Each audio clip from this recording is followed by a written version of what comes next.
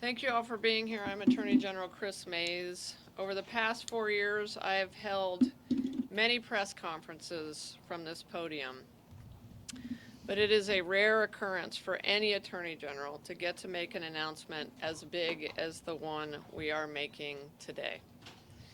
For a generation now, social media has been an ever-present, seemingly unavoidable part of our lives. And while social media has connected the world like never before, for the kids and teens that have grown up in the social media era, the omnipresence of this technology has not been positive. In fact, it has harmed teen mental health greatly. It has contributed to teens' social isolation, lack of sleep, increased rates of depression and anxiety, and exposed them to bullying and predators. It has helped drive an increase in body dysmorphia and other social comparisons that have led to unhealthy and unrealistic views of the world and their place in it. For years, we have needed solutions that protect the mental health and well-being of our young people.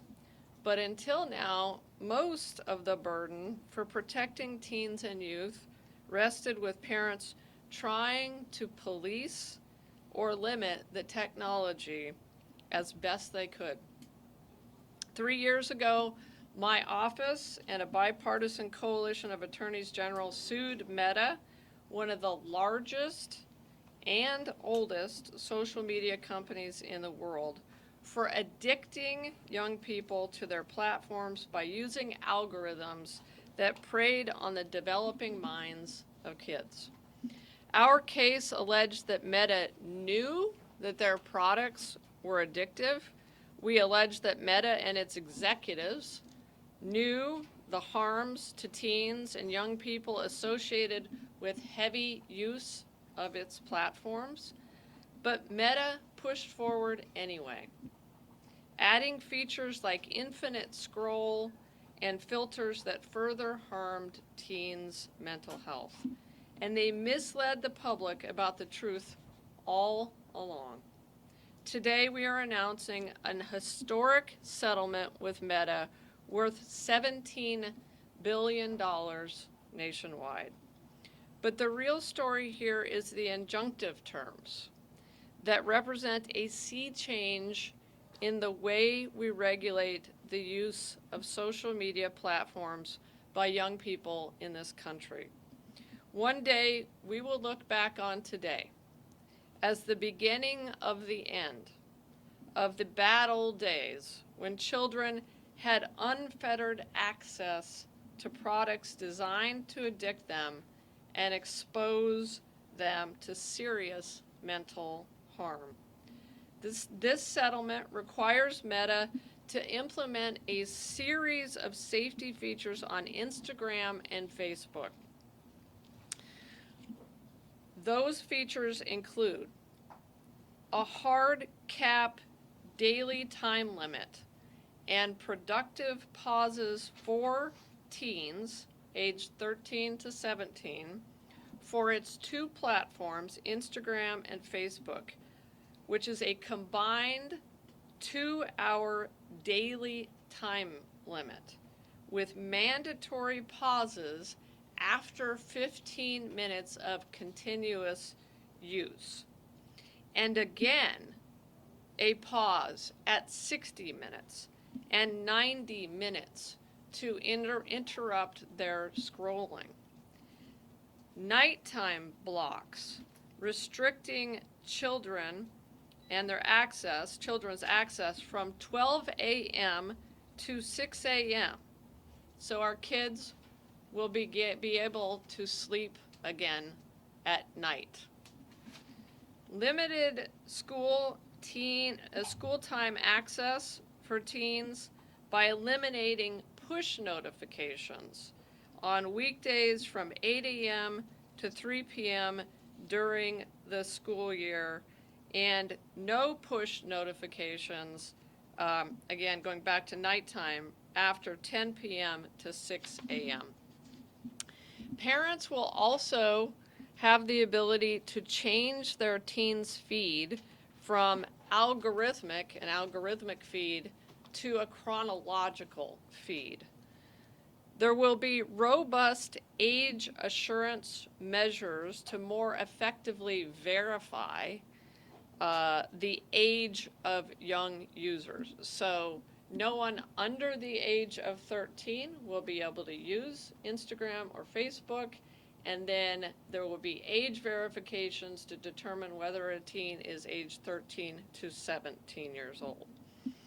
Safer, age-appropriate content controls will be implemented, including stronger safeguards against bullying, content promoting eating disorders, and content related to suicide and self-harm. Essentially, we got Meta to agree to closely monitor and remove that content for our teens.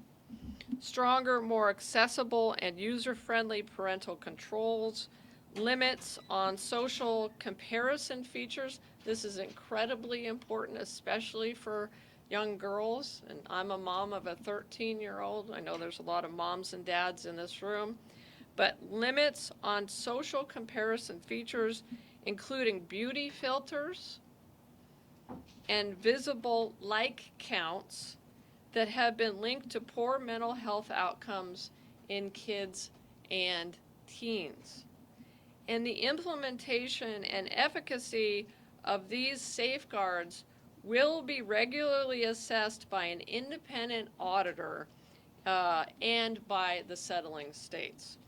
These are groundbreaking changes to Instagram and Facebook, and more significant and comprehensive than previously ordered by any court in the land. And perhaps more importantly, this settlement represents a down payment on an industry-wide social media experience that allows kids to connect in a healthy way. Today, we are also calling on other industry leaders like TikTok, Snapchat, YouTube, and others to mirror these changes as soon as possible to protect the health and well-being of today's youth. And I can tell you that the attorneys general who achieved this settlement with Meta will use every tool in our toolbox to make sure that we bring all of those social media companies on board with these provisions. We can never undo the harm that has been done to a generation raised without these protections. But what we can and must do better, starting today,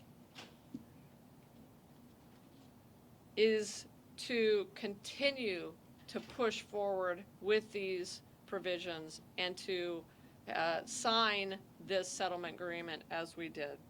And every company that serves children and families must be a part of the solution. Arizona will also receive approximately $223 million from this settlement over the next 10 years. That money will be made available as restitution to communities and schools to address the teen mental health crisis that social media has contributed to. We will have more details on that in the weeks and months to come. But today, let us celebrate this bipartisan historic win, an example of how Democratic AGs and Republican AGs can come together with shared goals and a shared purpose of protecting the minds and hearts of our kids. And I really want to underscore that. This was an effort that really started in 2021, but in earnest in 2023, that included Republican AGs and Democratic AGs working together. Over this weekend, I was on a call with just as many Republican AGs as Democratic AGs. And I gotta tell you, it was a beautiful thing because we were all pushing in the same direction to get this settlement over the line. And I sincerely hope this is the beginning of a new era where we refuse to let billionaire bottom lines and shareholder profits take precedent and priority over our shared responsibility to protect young people from the harms of technology. And I know this is the big news of today, but we have more news, so I'm going to talk about that. I also want to share that earlier this morning, my office sued the United States Postal Service over their unconstitutional rule that would upend election procedures just weeks before voting starts. Arizonans have voted safely and securely by mail for decades. Republicans designed the safe and secure vote by mail system that easily more than 3/4 of Arizonans use. I think it's actually closer to 80 to 90% of Arizonans vote by mail. And we are going to make sure through this lawsuit that they continue to be able to vote by mail in 2026. This effort by the United States Postal Service and the federal government right now is a naked attempt to inject chaos and doubt into our election system right before voting starts. And it could harm the millions of Republicans, Democrats, and independents who choose voting by mail as they exercise their constitutional right to vote. States run our elections, period. Not the Postal Service and not the president, and that's why we sued the federal government again today. So with that, I would be happy to take any questions that you guys have. Yes? Was there a certain piece of evidence that prompted the settlement? So, that's a great question. We had accumulated, since the investigation started in 2021, a mountain of scientific brain science data and evidence that showed that the algorithms and the infinite scroll features were harming our kids' brains. We also had accumulated a mountain of evidence that Meta's executives and social media executives knew about this harm. And so we were in the process in at least 2 courtrooms of putting on that evidence. So there was a trial going on in California. There was a trial going on simultaneously in Tennessee. The Republican Attorney General of Tennessee had brought this case. There had just been a trial in New Mexico. My colleague Raul Torres had won a huge jury verdict against Meta. And so I think that the combination of the pressure of all of that brought them to the table, and we started to have much more fruitful negotiations with this company. Yeah. $17 billion, who's entitled to that? How do they? So the $17 billion is being distributed amongst the states. So Arizona's share is about 223 million. I'm sorry, did I get that right? I said it earlier. 223 million, thank you. And it'll be distributed to the states every year for 10 years. That amount that's actually a floor for Arizona, so it could rise, I believe, as high as $300 million if we get the other social media companies like TikTok and Snap on board. And so it's being distributed by virtue of a number of factors, population, but also whether a state had brought a lawsuit or not. Those kinds of things went into the calculus that the multistate did. So the number could go up, that extra money for if TikTok and Yes. the company logs on, that's dependent on, so it's not, we're not getting less than that, it would just be extra money. We will never get less than $223 million. And the first payment will arrive in Arizona within 30 days of today, and then another one in January. Can you talk a little bit about how that money, once it gets here, where does it go? How does it get distributed? So we'll have more details on that, but I'll tell you what my thoughts are. And my thoughts are that this money needs to go to our schools. I want a significant amount of this money to go to our public schools for mental health counseling and to help our kids who already are addicted to social media, and to help our kids come up with strategies and approaches to not become addicted to social media. So that's my personal priority. That's what I'll be working to ensure that the money is spent on.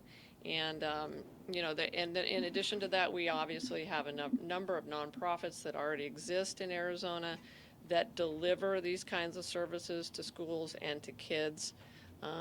But the money, and there is a series of approved purposes for the money that I believe is in the actual settlement documents. You guys can look at that to give you a sense of it. But for me, I think we want to get a direct infusion of money into our public schools, who are already suffering from budget cuts as a result of the legislature's failure to fund our public schools. Yes, Jeremy. Regarding the USPS lawsuit, given that there's another injunction that's still in place and now this new lawsuit, is there any chance this rule will actually go into effect before the election, in time to affect this election? And if it does, do you have any sense of how many Arizonans might not get early ballots delivered? Well, what I would say is, over my dead body is that rule going to go into effect. We are going to fight this tooth and nail in the courts. And I've got the best Solicitor General in the country standing right there, who is going to make sure, along with the other attorneys general who are fighting this case. I think 25 states signed on to this lawsuit this morning. But yeah, I mean, you're right. There is a second injunction, but the second injunction is on the executive order. What the Supreme Court actually did is they ruled that our first lawsuit was not ripe, and now it is ripe. So it became ripe when the Postal Service rule went into effect on Friday, and so now the Supreme Court basically said, all they said was, you have to file another lawsuit. And that is what we are doing, is filing that lawsuit in Massachusetts, in federal court in Massachusetts. But to your point, it is important that we win this lawsuit, because you have states that are within weeks, maybe 2 weeks, of printing ballots. Arizona is 42 days away from early voting starting.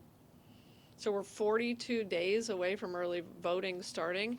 I know that county recorders are already preparing their ballots, because as a candidate myself, I get proofs of the ballots. They send candidates proofs that say, here's how your name is going to appear on the ballot.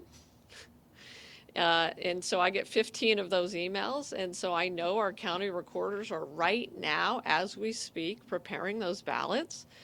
So we intend to win. I think one of the arguments that we have made in the lawsuit is it's just completely impracticable for the Postal Service to implement this rule, for our county recorders and the states to be ready for it. I mean, one of the provisions in the rulemaking is that the states would have to actually alter the envelopes for their mail-in ballots. I mean, how in the world are states going to be able to actually alter our envelopes in time? And then we would have to send our voter rolls to the Postal Service, and then the Postal Service would have to somehow determine who gets a mail-in ballot. I mean, first of all, that's insane. It's unconstitutional, and it is completely physically impossible to do. And obviously, those will be the arguments that we'll be making to the federal judge. Bram. Two related questions. As a mom with a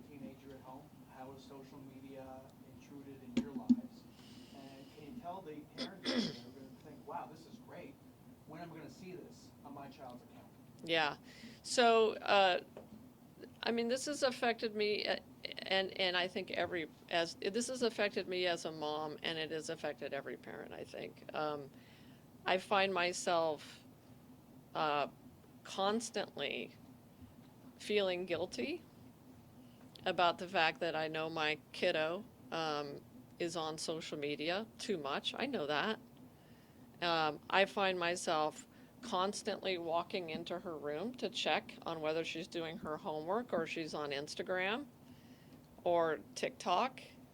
And I am thankful that actually one of the things that I'm thankful that the legislature did and the governor did last year or year before, I can't remember, I believe it was last year, was to prevent kids from using phones in schools. And my school does not allow kids to pull out their phones. But, so many, and I do everything I can as a mom to make sure that my daughter isn't accessing her phone in the middle of the night. But look, parents are busy. So we have so many single parents out there. I'm a single parent. We have so many parents out there who are struggling just to make, ends meet, to afford their lives. They're working 2, 3, 4 jobs.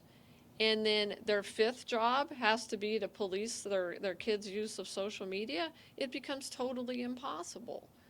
And that's why I think, honestly, I don't talk this way very often, but I woke up this morning and I said a prayer and I said, thank you, God, for the fact that we won this settlement.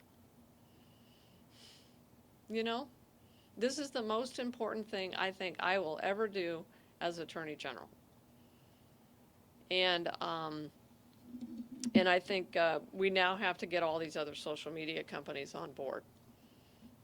And I think it's going to change the face of social media forever, and that is most important for our kids. And the lives will be saved, suicides will be prevented, children's attention will, and the attention deficit issues that we're seeing in schools will be improved, teachers' lives will be improved, right? So, yeah. What do you say to parents who say, or what do you say to people who say this is still a parent's responsibility? Yeah. I don't agree with that. Yes, for those parents who are blessed enough to have someone, who can stay home all day long and who can police their kid all the time, sure, that's great for them. That's terrific. But most parents just aren't in that position. I would venture to guess every parent in this room is not in that position. And and in addition to that, it's not the parents' fault. It's the fault of these social media companies who knew how addictive this product was. This lawsuit is very much like the tobacco lawsuit, is very much like the opioids lawsuit. The product was addictive. They knew it was addictive. They knew it caused harm. They didn't care. And now they are, because of the pressure that was brought to bear on them by primarily the attorneys general in this country, they are changing. And we'll go to Stacy. I guess why is it the Attorney General's duty to kind of push these policy changes? Why is this like the most effective way to stir this change? Because there was no other way. This was, this had to be, they were not doing anything about it. They knew the science was there. They had whistleblowers inside their own companies saying, this is harming kids, this is addicting kids, this is changing, literally altering the brains of our kids, and yet they weren't doing anything about that. And when you have a company that is causing that kind of harm, I do think it's up to the AGs to take action. That is why, you have basically every Republican AG and every Democratic AG in the entire country, plus the territories of this country signing on to this settlement agreement. And I wish you could have been privy to that Zoom call that we had over the weekend. Every single one of those AGs knew how profound the injunctive relief is in this settlement. Stacy. AG, can you talk about the, so obviously you and Democratic AGs sued back in 2023, and that case was at trial, right? But talk about like what Arizona's role has been in the years since. Yeah, so what happened in 2023 is we joined the what's called the multistate litigation, and we were part of that multi-state, and so that and then the bellwether states of that are in trial, and so we're part of that litigation that's in trial. Like literally just a few days ago, we were on the verge, or we had put on the evidence, and the CEO, I think, was set to testify if he didn't already testify. And then at the same time, you had individual states like Tennessee and New Mexico that had brought their own lawsuits.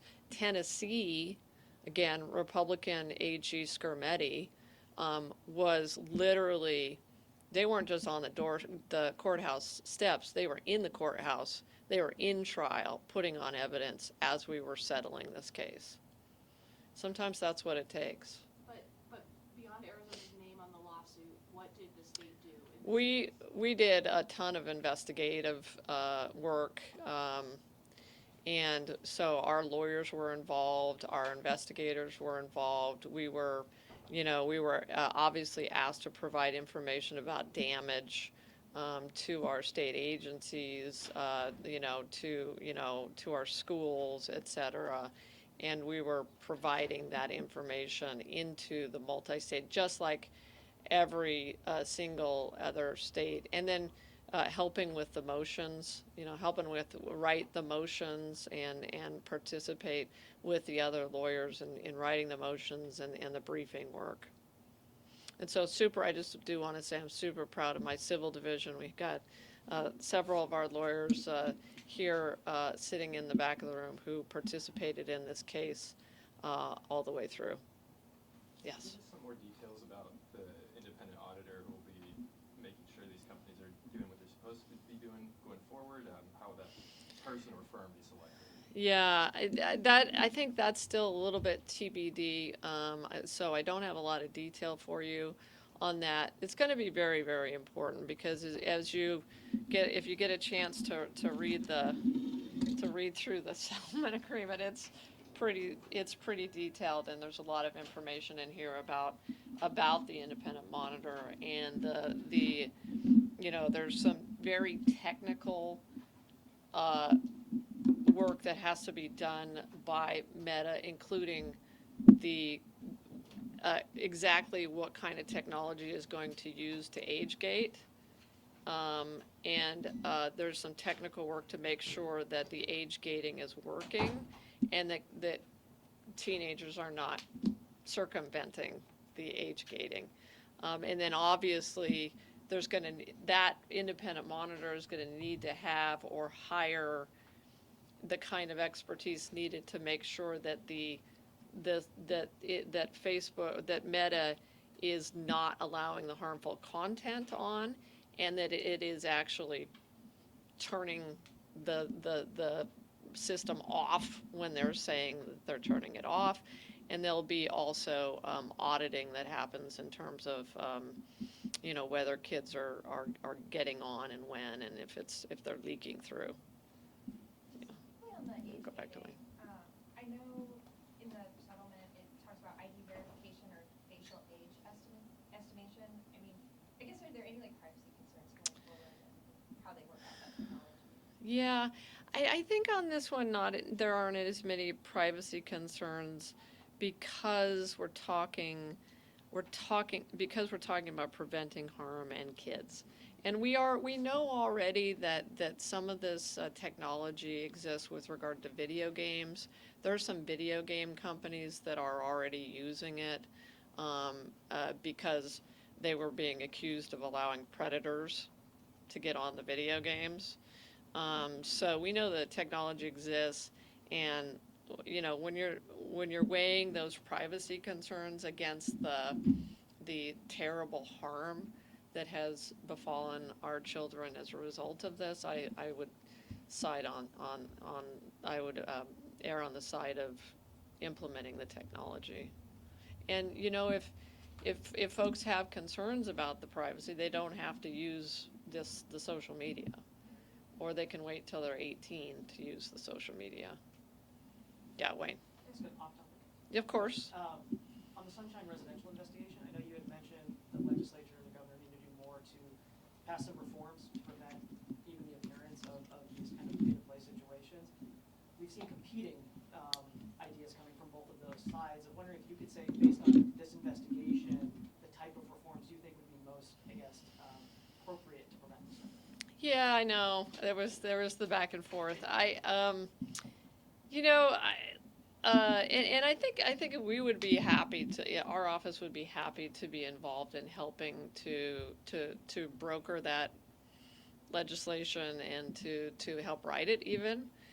We gave that some thought when we were concluding the investigation. I think it should apply, the transparency provision that TJ Shope introduced should apply to all state agencies. It should obviously apply to the governor, but it should also apply to the legislature. It should apply to every single state agency. I've even given some thought to, you think about who does procurement and how many elected officials do procurement. You could go down the list. I mean, you've got city councils, city managers and city councils. You've got elected sheriffs that do procurement. You've got a whole lot of different folks. So the question is, where do you cut that off? Where do you cut off the reporting requirement on contracts? And in my mind, at a minimum, it should be the governor, the legislature, state agency directors, at a minimum. And that does seem like a kind of a no-brainer.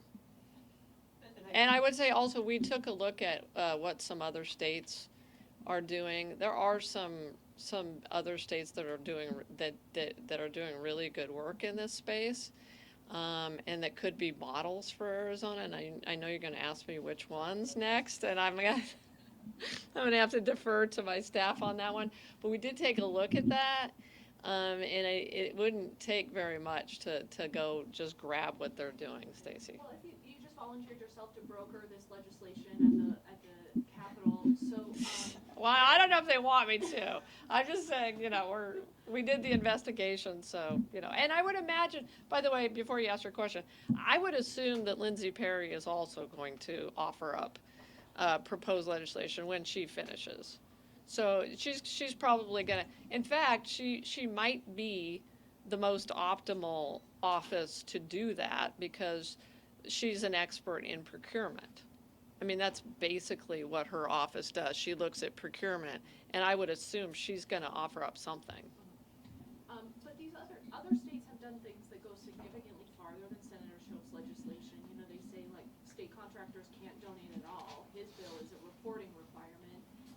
There are just more stronger, more stringent, maybe pay-to-play laws in many states. Yeah. Do you think Arizona needs to go farther than Senator Shope's bill?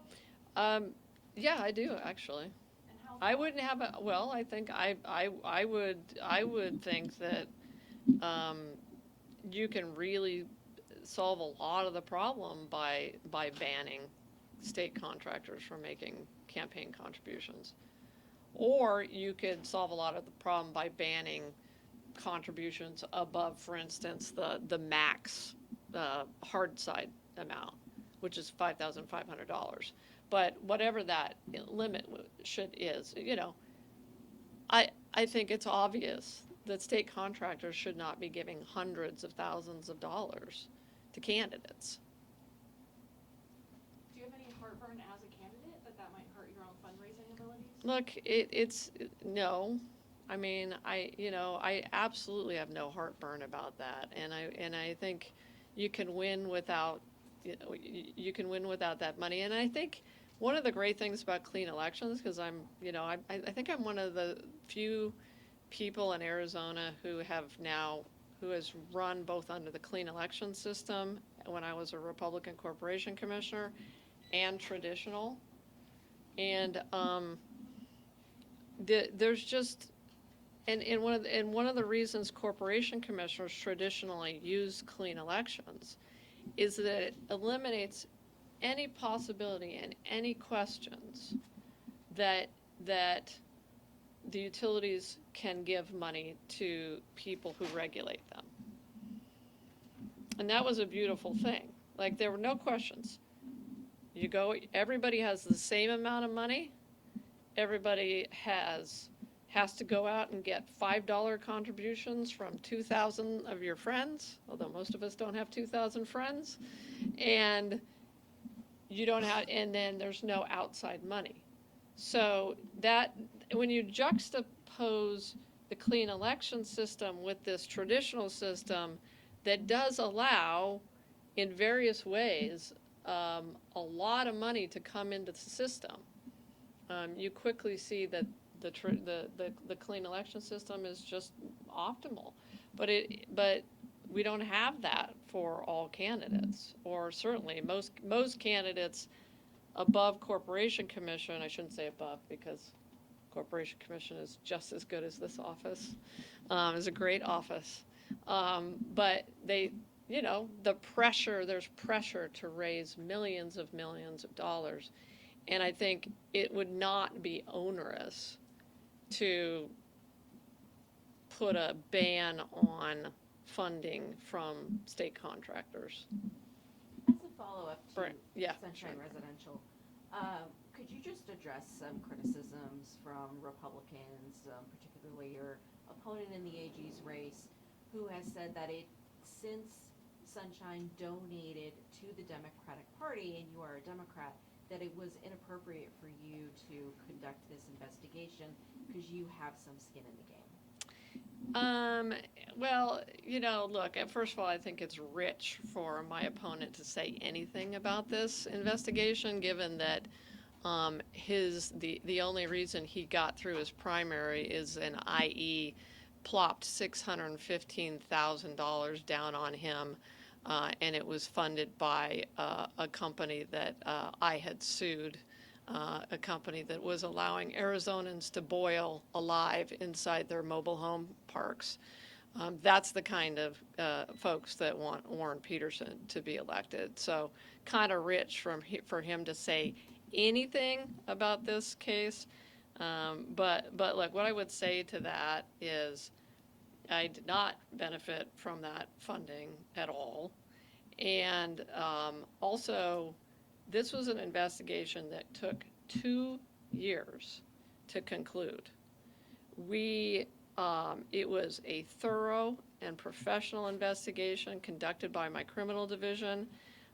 We interviewed, I think, 12 people, collected hundreds of thousands of documents and emails, and collected 2 statements from the governor herself or her campaign.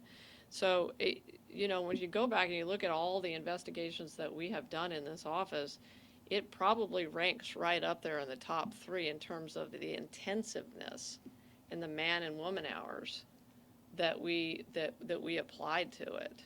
And so I guess I would just leave it at that. Yeah, Jeremy. You mentioned 12 people interviewed, 2 years of investigations, very thorough, but one of the people interviewed was not Governor Katie Hobbs. Can you really say this investigation was complete and as thorough as it could have been without conducting that interview of the governor, who was the focus of the probe? Look, the governor exercised her right to not be interviewed, she chose to submit her answers via her attorneys, and the campaign submitted answers. So at the end of the day, we believed we had all the information that we needed to close out the case and to present the findings that we made. So I don't think that the fact that she chose not to sit for an interview was a make or break here. What I think is most important is that it was a 2-year-long investigation where we got access to many of her many people in her state agencies. We did interviews with people in her campaign, and she submitted answers in a written format. And I will add, you all asked her a whole bunch of questions too. So. Okay, those statements from her lawyers didn't come until just a few days before Sure. the conclusion of her release. Was the investigation waiting on that? Why didn't those come in until I don't know. the very end? I don't know. You'll have to ask her that question. Yeah, this would have been done sooner. All right, thanks everybody. Okay. Well, she has actually never done an interview with a reporter about this situation either, to which I guess my question is, like, what happened to no one to blow off the Attorney General's office? Yeah, the answer is they didn't. We did 12 interviews. We got a written statement from the governor, 2 written statements actually. We got every document that we needed. Again, a 2-year-long investigation. My predecessor, in his investigation into the Google situation, I think took, I don't know if I have anybody from the criminal division here, but took like 2 months. And the sign-out memo on that one was done in writing and was 1 page. Okay? So there is no comparison between the job that this office did in this investigation and what was done with regard to the allegations against Doug Ducey and Google and the alleged pay-to-play situation there. And then we obviously have a second investigation that's ongoing that we will be available to help with if we're asked. Okay? All right, appreciate it. We'll see you guys.